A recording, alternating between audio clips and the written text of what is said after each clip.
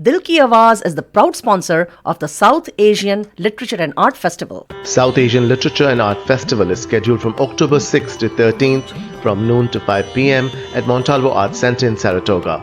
Don't miss the talk with legendary Indian actor and a poet, Deepthi Naval, and a special event featuring acclaimed director and scriptwriter Anurag Kashyap. A chance to hear the success secrets from the Netflix original Sacred Games. Author Vikram Chandra, scriptwriter Varun Grover, and director Vikram Aditya Motwani. South Asian Literature and Art Festival is brought to you by Montalvo Arts Center and Art Forum in collaboration with UC Berkeley Institute of South Asian Studies. For more information, please visit www.artforumsf.org. Welcome to Dil Ki Awaaz listeners. Hope you having a wonderful Saturday morning. और आप हमको सुनते होंगे eight 9:30. हम बात करते हैं आपके जज्बात की, कुछ दूर घर के याद की, और कभी कभी यहाँ के बर्गर के स्वाद की भी.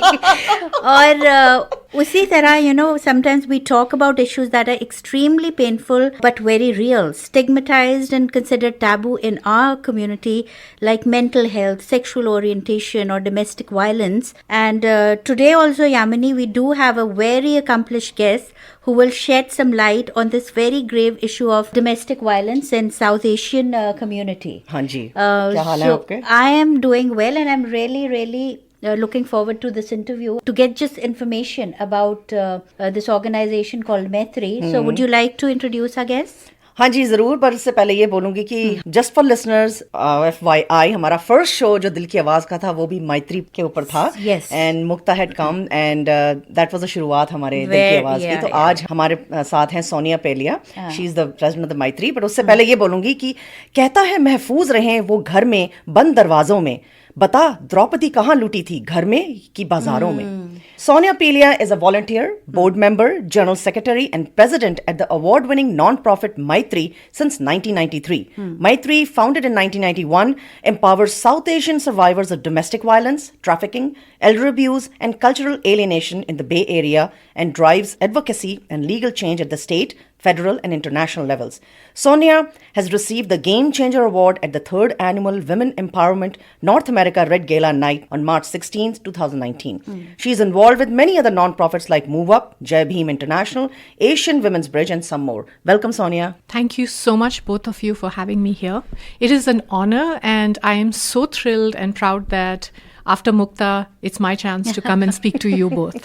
Welcome, Sonia. You've got such an impressive bio, and congratulations on everything that you're doing for the community. And you've been with Maitri since 1993, almost, since its inception in 91. And you said that it has been your honor and privilege to have been a core part of the team that has led Maitri from an answering machine helpline in someone's kitchen with an annual budget of $1,200 to a $1.6 million annual budget. So tell us about the organization and its mission. So when we started, and I think this happens, organizations like Maitri start from the passion of a few people. They see a problem, they get together and they start it. So it was started by 4 women. And then by the time when I joined, I think I was the 5th volunteer at Maitri. I have always been a feminist and I've always believed in equality. And when I met these women and I experienced their passion for changing the world, I felt I'd met my own people. And 26 years later, Maitri has grown from where the community felt we should not talk about troubling issues publicly because it's a home affair, it's something we should keep hidden, we are a model minority, to where the community is funding us. 33%, it's been as high as 50% of our annual budget. We have 12 staff. We've received over 40,000 phone calls since we started. This tells you that the community is changing. It's a very, very, in fact, gratifying moment and a happy moment for us, where when we started, there was stigma against talking about it. There was stigma against accessing help. And today, people call us and say, my friend, my cousin, my sister, my neighbor has a problem. Can you help her? And so many people in the community now have stood up and said, this is completely unacceptable. Domestic violence, elder abuse, familial violence. So we feel that we are at a very exciting juncture where people are rallying around to say this is wrong. So this journey has been just one of just amazing success, amazing change in our own community. That is so good to hear, and I think organizations like yours, Maitri, give more power to the people to change their mindsets. I think अगर आप लोग ही नहीं होंगे तो the fundamental base won't be there. So it's very encouraging to hear what you just told us. Yeah. और मैं Maitri की website में I went to that and I love the fact that there is an individual page about engaging men's and boys. क्योंकि if you think about it, women का issue जब stand up होता है, it's always starting from home. Everything starts from home when we are guiding our little children or boys and girls कि how to stand up. And one of the men said we mostly connect a manhood with being emotionless, firm, domineering, and super masculine. And we forget that the true meaning of manhood is to be a good human being first. And I was reading another testimony by a judge, he's a retired judge, Leonard Edwards, and he estimated that 1/3 to 1/2 of all women in this country will be in a violent relationship during their lifetime. It's such staggering numbers. But मेरा question आपसे ये है कि how can Maitri be a helping hand in solving some of these ingrained issues in the South Asian community particularly? It's very interesting when you look at the statistics for all patriarchal societies. Patriarchal societies are very traditional, where the man has the head of the household or the top position. But here's the change that we are seeing. So when I started out at Maitri, women would call us and say, oh, the divorce is over, I lost the children, I lost the house. What can you do for me? There's nothing you can do. Now we get calls from people saying, I just got married a year ago, 2 years ago. I think there's something wrong. Do you think there's something wrong? And then we go over a list and say, if these are the behaviors, perhaps you should see a counselor. Perhaps you should go into couples therapy. And we can now look at some situations where perhaps we can stop the problem from escalating. The other piece that you said about engaging men, this is a program Nandini, our outreach program manager, has been running for 2 or 3 years. A lot of men are not just natural allies, but they feel that this is wrong. It's not just enough to say I ally with women and women shouldn't be abused, because familial violence crosses all boundaries. You will be very surprised to know that 5% of our calls last year were from men asking for help. Oh, wow. It used to be one man a year would call and say, can you help me? But now people realize it's familial violence. Yes, it is true that most of the violence is directed by one gender towards the other, that is from the men to the women. However, there is now openness and there is now education that familial violence control is completely unacceptable. We have young men in their teens saying, I stand up against domestic violence. We have older gentlemen like the judge you mentioned in their 60s and 70s saying this. But once you start educating people, for them it's not just a matter of surprise, but a matter of pride to say, no, I don't accept this in my life, in my friends' lives, in my community itself. We have so much support from the South Asian community, not just young women doing an arangatram or family raising money for us, but we have this wonderful band called Rock the Boom who do an event for us every year for the last 5 years. All engineers, they come, they sing, they raise money, they educate 250 people at the same time. Wow. And so I think that everyone needs to be an ally. Everyone needs to stand up and say, we are collectively responsible for our own community. Does domestic violence affect all ages? You said gender, yes. Yes, and absolutely. What is the age here, like, which so is more we susceptible? everyone is susceptible. If you are raised to believe that you can control and manipulate somebody else, I think there's a tendency to behave like that. But we have youth calling us, asking for help. And sometimes in their situation, it's particularly hard because their parents don't know they're dating. They are not allowed to date. The parents have put a moratorium on it. So they call us and say, I can't tell my parents. In fact, there was a devastating story in one of the richest little towns around us here, where the parents found out the daughter was dating. She was 16 when the boyfriend, who was also South Asian, broke her arm. He had been raping her for 9 months.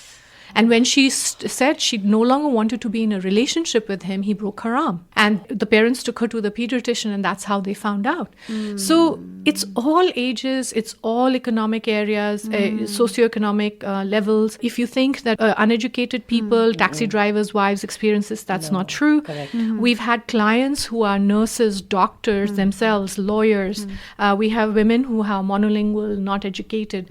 So it crosses all boundaries because it's something which is inherent in the patriarchal culture. Here is a message from our sponsor. Jeevan Jutshi Real Estate Services. Accountability, reliability, and dependability. I'm very happy to be on Dil Ki Awaz program and would like to let you know that we are a full-service real estate agency and we work with residential, commercial, business, land, and all kinds of properties. We're based in California and we can serve you in any part of California, whether it is new construction, old homes, or apartment buildings, or businesses, offices, anything that you would like to buy, you can always depend on us. Always remember Jeevan Jutshi Real Estate. And the phone number to reach is 510-589-3702. I'll repeat my number, 510-589-3702.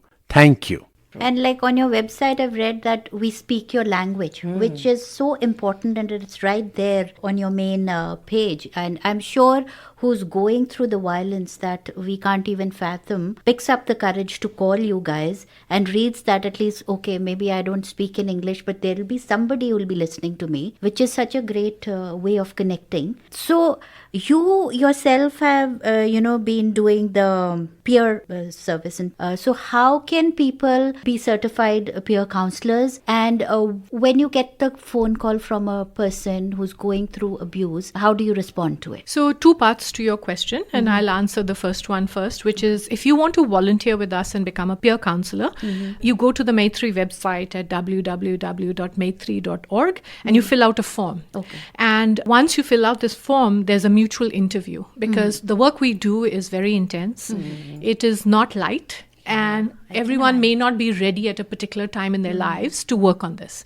So we do a mutual interview where the person who's interested interviews us, we interview them, we make an assessment that yes, this would be a great match. And once they join Maitri, we have a 40-hour training which is certified by the state of California. And once you go through it, you become a certified peer counselor. And then we assign a senior volunteer to work with you through your first case. What happens when somebody calls the helpline? So you have to remember that we don't know what people go through unless we walk in their shoes. So we don't try to give people advice. In the end, they have to help themselves. And the way we answer the phone is say, how can we help you make a decision? Because decisions are based on knowledge. And knowledge is power, right? So if you don't know what the laws are in this state and this country, you will make decisions maybe detrimental to you. You must make informed decisions. You could still make the same decision. However, if you know the ramifications, then you will be prepared to make the right decision for you. So when people ask us, sometimes they'll call and, younger women will say, Didi, tell me, kya bolo, main kya karun? I tell them, I can't tell you what to do. ये आपकी जिंदगी है. आपको ही decide करना है. मैं आपको ये बता सकती हूँ कि इतने सारे लोगों की मदद हमने की है, उनके साथ क्या हुआ और उन्होंने क्या डिसीजन लिया और उसका क्या नतीजा निकला. उसके बेस पे आप डिसाइड करो कि आपने क्या करना है. Of course, it's not that simplistic. We have a legal referral program, we have a legal in-house program, we have transitional home, we have an economic empowerment program. So what we do is we do a needs assessment and then they get assigned a peer volunteer and then the peer volunteer goes through their journey with them till the point they feel that they don't need us. So, for example, in the mainstream, typically when women or men call a domestic violence service, they get help maybe 6 weeks to 12 weeks. In our case, women or the men calling us stay with us for maybe 2 years, 3 years. Because you see, they don't have the network here. They don't have the familial support structure here. If everyone is back in the South Asian country, then we are the only people here sort of helping them navigate their journey through this difficult time. Correct. And, on the same lines about peer counseling, and you are a certified peer counselor at Maitri, and you have worked directly with over 100 survivors of domestic violence, trafficking, and elder abuse, providing peer counseling, court accompaniment, advocacy, and supporting the survivors to become empowered. Now, isn't it difficult to stay detached from victims that you're advocating a case for? How do you do it? So that is one of the things that the peer counseling training is. Then we have, senior volunteers helping you. And what we try to do is, in the training, it tells us how to take care of yourself, how to be compassionate, how to be empathetic, but not to lean into their pain. But I will say this much to you, that I have had cases where I have not been able to maintain my distance from emotional distance. And then in that situation, I call another volunteer, and then I vent and I say, can you believe what has happened to this person? And interestingly, the last one that was very emotional for me was this man, and his wife kidnapped the baby and fled to her home country. And they had not signed the Hague Convention, so he has not seen his child since she was 6 weeks old.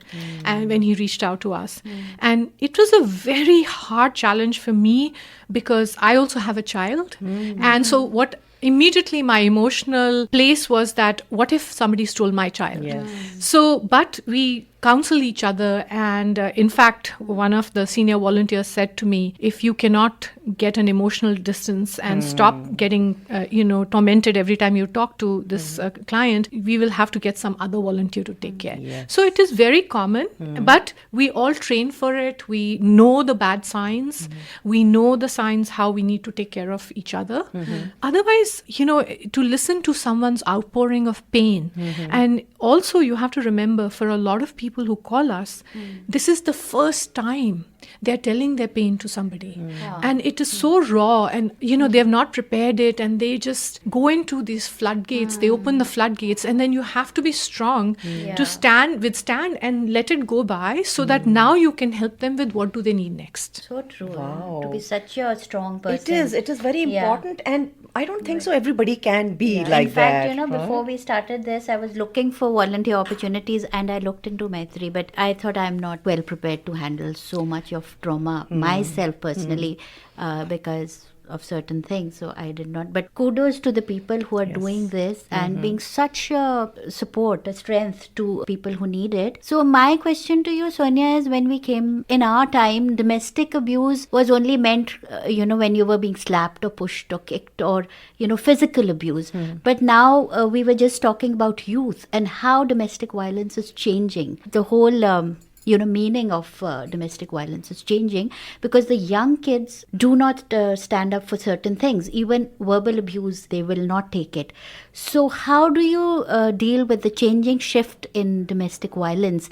And do you have a youth wing that reaches out to the youth? So I think that what has happened in the last 50 years in the West, at least, and now, of course, because of social media and connectivity, everyone is catching up. Sometimes the physical violence is easier to explain, because you can show a wound, you can show a scar, you can show some kind of mark on yourself.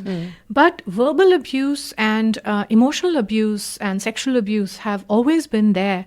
And sometimes they are more devastating, because there's no scars to show other than what has happened to your psyche or happened to your mind, right?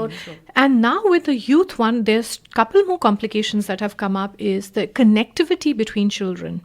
So if you go and read some of the case stories on the website, we talk about where the boyfriend or the girlfriend is texting the other partner hundreds of times saying, where are you? You can't go to this friend.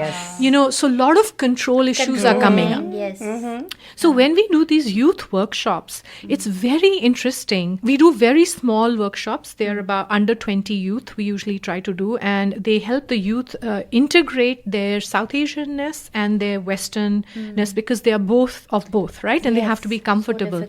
But the interesting thing is, what most of them say, what is their troubling issues, is alcohol, drugs, and sex. But they cannot talk to their parents, mostly because the parents are not open to it. Second part is, then you're dating, and maybe you're in a very unhealthy relationship. And also, if even you're not in an unhealthy relationship, you should be sharing this with people, your parents, your siblings, your uncles and aunts. So what happens is that they have complexity after complexity happening. And the third piece that I find very fascinating by the generation, the South Asian second generation, third generation, is when they talk about that how societal mores are so limiting for them that men should never cry, boys should earn more money than the girls, they should be an engineer. And they'll say to us that I don't understand, my passion is music or my passion is being a designer. So they are navigating incredibly complex life patterns.